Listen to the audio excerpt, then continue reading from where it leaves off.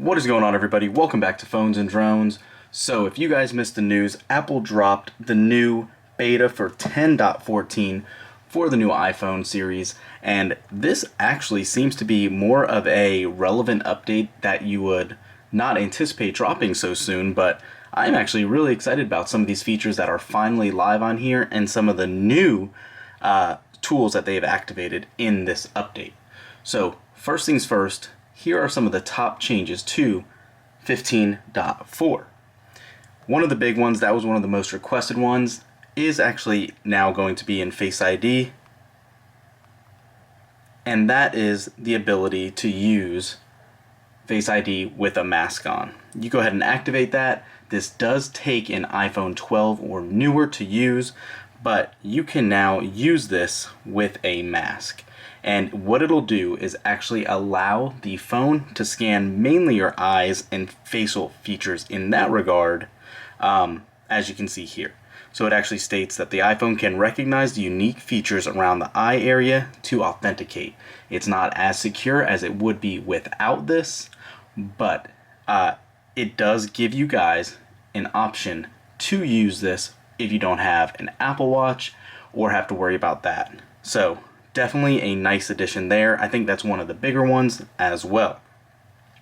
Beyond that, we actually now have where it is now allowing third-party apps to use that 120 Hz refresh rate. That is a huge improvement and definitely good to see that Twitter, Facebook, everything else can take advantage of that true ProMotion display to get the smoothest experience possible. So good to see there as well. Additionally, something that was teased for a while, and if you do have the macOS Monterey 12.3 update, you can now use universal controls. So what that means is you can actually extend your Mac into your iPad display and use them in unison. Universal controls is actually super easy to use, and it's enabled by default once you upgrade actually to iPad OS 15.4 and macOS Monterey 12.3. So as long as you have all those, it will actually automatically be enabled for you. One other new thing in here, which is pretty minimal but nice always to see nonetheless, there are actually new emojis. Kind of a small thing, but they are here nonetheless. You can scroll through, you can kind of see these half faces here. I'll actually zoom in, kind of an outline there. You can see this cloud. I think there's about 34 or some, but they're there if you guys care about that. So again, that is one of the new features also. Beyond that, you can turn off notifications for personal automations and shortcuts. There is actually as well a new Apple Card widget that you can see right over there. That is always actually a nice improvement. I don't know who else would use that necessarily, but it's there if you'd like. If you're using iPad OS 15.4, there's actually a new keyboard brightness option as well that can be added to Control Center to allow you to adjust the keyboard brightness. There's also iCloud keychain notes that are available. So if you want to take notes in your keychain, you can now add it to any password entity, and allowing you to have some sort of notations for that as well. For apps that actually support SharePlay, there's now a new option to activate it directly from the share sheet. So another nice little improvement there behind the scenes. There's something coming also that's called a trade-in cosmetic scan. There's hints about this coming in the code, suggesting Apple's working on a cosmetic scan feature.